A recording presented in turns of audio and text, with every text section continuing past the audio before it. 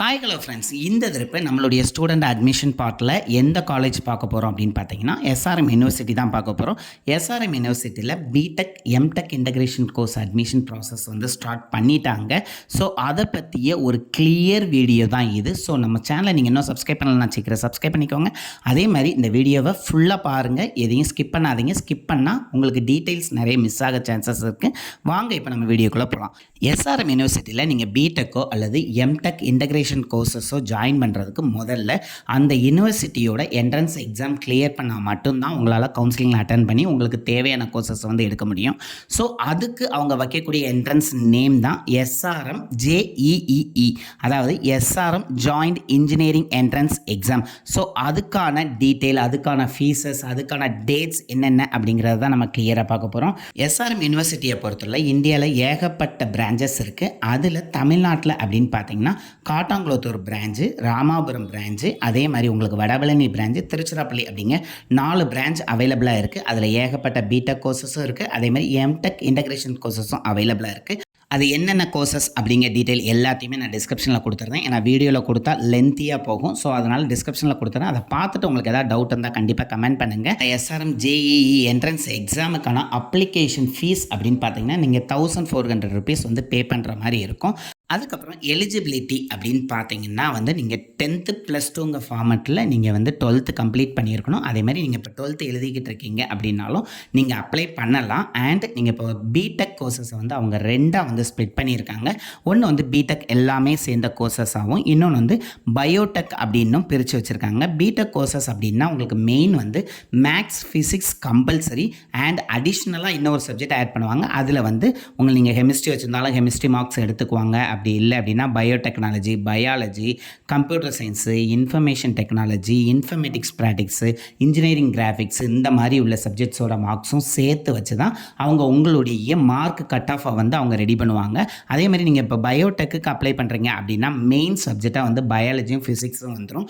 அது கூட அடிஷ்னலாக கெமிஸ்ட்ரியோ அல்லது பயோடெக்னாலஜியோ, பயாலஜியோ, கம்ப்யூட்டர் சயின்ஸோ, இன்ஃபர்மேஷன் டெக்னாலஜியோ அல்லது இன்ஃபர்மேட்டிக்ஸ் ப்ராக்டிக்ஸோ அல்லது இன்ஜினியரிங் கிராஃபிக்ஸோ அல்லது மேக்ஸோ அடிஷ்னலாக எடுத்து 3 சப்ஜெக்ட்லேயும் நீங்கள் 12th கண்டிப்பாக 60% மேலே இருந்தால் மட்டும்தான் நீங்கள் அப்ளை பண்ண முடியும். அடுத்து எஸ்ஆர்எம் ஜேஇஇஇ என்ட்ரன்ஸ் எக்ஸாமுக்கான இம்பார்ட்டன்ட் டேட்ஸ் என்னென்ன அப்படின்னு பார்க்கலாம். இந்த என்ட்ரன்ஸை பொறுத்தவரை 3 ஃபேஸாக கண்டக்ட் பண்ணுறாங்க. அண்ட் இது எல்லாமே ஆன்லைன் மோடில் தான் இருக்க போகுது. ஸோ நீங்கள் வீட்டில் சிஸ்டம் இருந்தாலும் சரி, ப்ரௌசிங் சென்டரில் இருந்தாலும் சரி, நீங்கள் அங்கே உட்காந்து அட்டன் பண்ணுற மாதிரி தான் இருக்கும். அண்ட் உங்களுடைய அப்ளிகேஷன் டெட்லைன் ஃபேஸ் 1க்கு அப்படின்னு பார்த்தீங்கன்னா 16th April 2026 முடிஞ்சிடும். ஸோ அதுக்கு முன்னாடியே பண்ணிடுங்க. ஃபேஸ் 1க்கான என்ட்ரன்ஸ் எக்ஸாம் டேட் அப்படின்னு பார்த்தீங்கன்னா 23rd April இருந்து உங்களுக்கு 28th April கம்ப்ளீட் ஆயிரும் அப்படின்னு சொல்லியிருக்காங்க. ஃபேஸ் 2ஓட அப்ளிகேஷன் எண்ட் டேட் அப்படின்னு பார்த்தீங்கன்னா 4th June வரை இருக்குது அப்படின்னு சொல்லியிருக்காங்க. அண்ட் அதனுடைய எக்ஸாமினேஷன் டேட் அப்படின்னு பார்த்தீங்கன்னா 10th Juneலேருந்து 15th June வரை இருக்கும் அப்படின்னு சொல்லியிருக்காங்க. அதே மாதிரி ஃபேஸ் 3ஐ விட அப்ளிகேஷன் எண்ட் டேட் அப்படின்னு பார்த்தீங்கன்னா 30th June வரை இருக்குது அப்படின்னு சொல்லியிருக்காங்க. அண்ட் அதனுடைய என்ட்ரன்ஸ் எக்ஸாம் அப்படின்னு பார்த்தீங்கன்னா 4th Julyலேருந்து 5th July வரை இருக்கும் அப்படின்னு சொல்லியிருக்காங்க.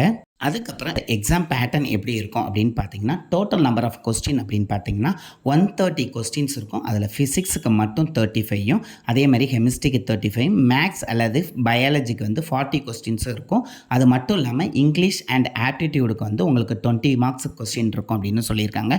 டோட்டலாக 130 கொஸ்டின்ஸ் இருக்கும். அதே மாதிரி எக்ஸாம் டியூரேஷன் அப்படின்னு பார்த்தீங்கன்னா 2.5 மணி நேரம் உங்களுக்கு எக்ஸாம் இருக்கும் அப்படின்னு சொல்லியிருக்காங்க. அண்ட் இதில் ஒரு குட் நியூஸ் என்ன அப்படின்னு பார்த்தீங்கன்னா இதுக்கு எதுக்குமே நெகட்டிவ் மார்க் கிடையாது அப்படின்னு சொல்லியிருக்காங்க.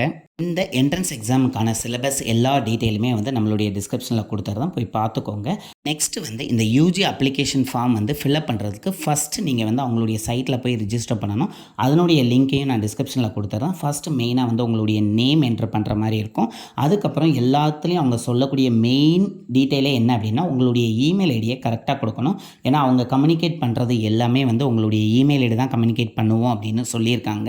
அண்ட் உங்களுடைய மொபைல் நம்பர் ரொம்ப இம்பார்ட்டன்ட். நீங்கள் எந்த ஸ்டேட்லேருந்து வரீங்க, எந்த சிட்டியில் இருக்கீங்க, அதுக்கப்புறம் நீங்கள் என்ன காலேஜ் சூஸ் பண்ண போகிறீங்க, ஏன்னா நிறைய கேம்பஸ் இருக்குல்ல, அதில் எந்த கேம்பஸ் சூஸ் பண்ண போகிறீங்க அப்படின்னு கேட்பாங்க. அதுக்கப்புறம் அதில் என்ன டிகிரி, பிஇயா பிடெக்கா என்ன வாரீங்க அப்படிங்கிற, இல்லது எம்டெக் இன்டகிரேஷன் கோர்ஸ் சூஸ் பண்ண போகிறீங்களா அப்படிங்கிறதையும் கொடுத்துட்டு, அதில் என்ன ஸ்பெசிஃபிகேஷன் சூஸ் பண்ண போகிறீங்க அப்படிங்கிறதையும் நீங்கள் கொடுத்துட்டு, நீங்கள் என்டர் கொடுத்துட்டீங்க, அப்ளை நவ் அப்படின்னு கொடுத்துட்டிங்கன்னா உங்களுக்கு ஒரு லாகின் டீட்டெயில் வந்து கிரியேட் ஆகும். அது உங்களுக்கு மெயிலில் வந்து அந்த டீட்டெயில் ஃபுல்லாக கொடுத்துருவாங்க.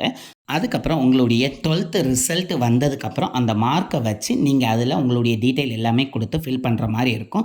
ஸோ ஃபில் பண்ணி முடிச்சோடனே அப்ளிகேஷன் ஃபீஸாக வந்து 1400 நீங்கள் பே பண்ணிட்டீங்க அப்படின்னா உங்களுக்கான ஸ்லாட் எல்லாமே வந்து பின்னாடி உங்களுக்கு மெயிலே வந்து அலாட் பண்ணுவாங்க. அந்த ஸ்லாட்டில் நீங்கள் என்ட்ரன்ஸ் எக்ஸாம் எல்லாம் கிளியர் பண்ணிட்டீங்க அப்படின்னா உங்களுக்கு தேவையான கேம்பஸில் என்ன கோர்ஸ் வேணுமோ அதை நீங்கள் அவங்க கூப்பிடக்கூடிய டேட்டில் கவுன்சிலிங்கில் போய் நீங்கள் சூஸ் பண்ணுற மாதிரி இருக்கும். ஸோ இதனுடைய எல்லா டீட்டெயில் எல்லாத்தையுமே நம்மளுடைய டிஸ்கிரிப்ஷனில் கொடுத்துட்டு தான் போய் பாருங்கள். இதில் ஏதாவது டவுட் இருந்தால் கண்டிப்பாக எனக்கு கமெண்ட் பண்ணுங்கள், நான் உங்களுக்கு ரிப்ளை பண்ணுறேன். அண்ட் இந்த வீடியோவை நிறைய பேருக்கு ஷேர் பண்ணுங்கள், நீங்களும் சப்ஸ்கிரைப் பண்ணுங்கள், உங்களுடைய ஃப்ரெண்ட்ஸையும் சப்ஸ்கிரைப் பண்ண சொல்லுங்கள். அப்போ தான் ஃப்யூச்சரில் நம்ம போடக்கூடிய அட்மிஷன் ரிலேட்டடான வீடியோ உங்களை வந்து சேரும். Thank you friends.